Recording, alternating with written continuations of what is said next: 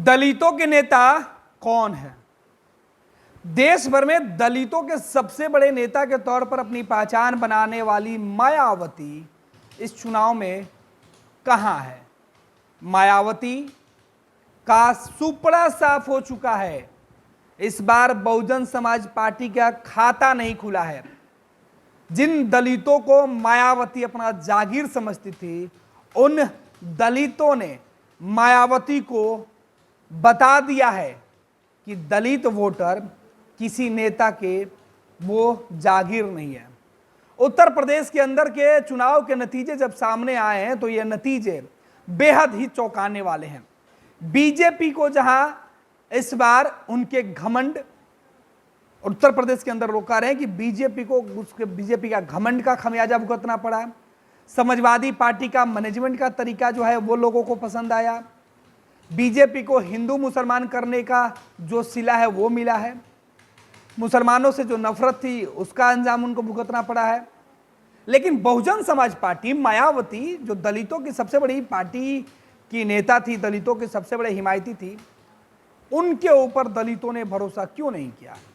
दरअसल मायावती बीजेपी के लिए जिस तरीके से सॉफ्ट टारगेट की हुई थी, बीजेपी के लिए जितनी सॉफ्ट दिखाई पड़ रही थी, और बीजेपी जहां आरक्षण की बात की जा रहा था, संविधान की बात की जा रहा था, वहां दलितों के हक और उनके सम्मान की बात की जा रही थी, तो मायावती की चुप्पी जो है वो दलित समाज के लोगों को नागवार गुजरी और फैसला चौंकाने वाला।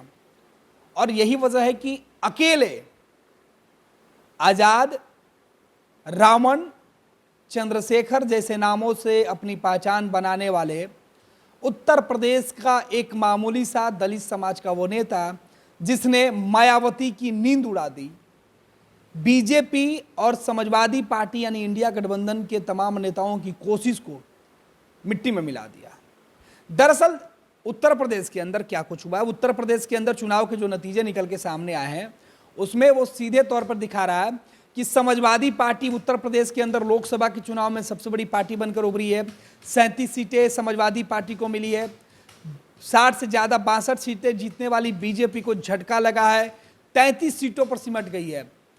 कांग्रेस पार्टी 6 सीटों के साथ और राष्ट्रीय लोकदल 2 सीटों के साथ, आजाद समाज पार्टी काशीराम, चंद्रशेखर आजाद जिसके नेता है, रावण के नाम से जो है भारत के अंदर जाने जाते हैं, वो 1 सीट पर 1 लाख से ज़्यादा मार्जिन के साथ उन्होंने चुनाव जीती है और अपना दल को 1 सीटें, चुनाव के नतीजे जो हैं वो सामने आए हैं।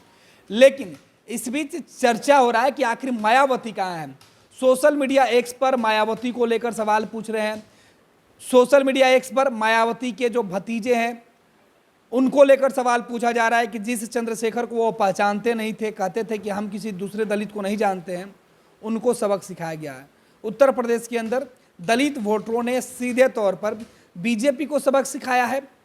उत्तर प्रदेश के अंदर भाजपा को कम सीटें मिलना या बीजेपी की हार का सबसे बड़ा कारण जो है वो बताया जा रहा है कि उत्तर प्रदेश के अंदर जिस तरीके से जो सीधे तौर पर दलितों को सम्मान नहीं देना या टिकट बंटवारे में उचित जगह नहीं देना, या बीजेपी ने जिस तरीके से घमंड का प्रदर्शन किया, हर मुद्दे पर वो उनको नुकसान पहुंचा दिया और बहुजन समाज पार्टी यानी मायावती का सुपड़ा साफ हो गया।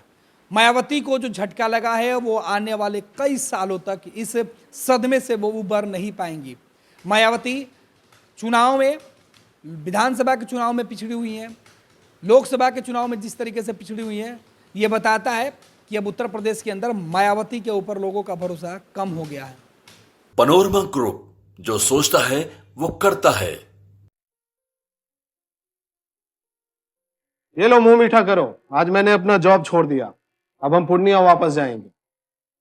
जॉब छोड़ दिया है? मतलब ये घर कैसे चलेगा? हम करेंगे क्या? और माँ बाबूजी क्या बोलेंगे?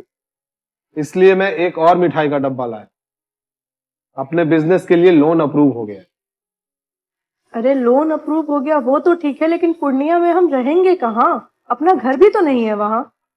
इसलिए तो एक और मिठाई का डब्बा अलग से लाया हूं। हमने पूर्णिया में घर ले लिया है, पूर्णिया के ई होम्स पैनोरमा में। पूर्णिया में पैनोरमा ग्रुप लेकर आए हैं ई होम्स पैनोरमा।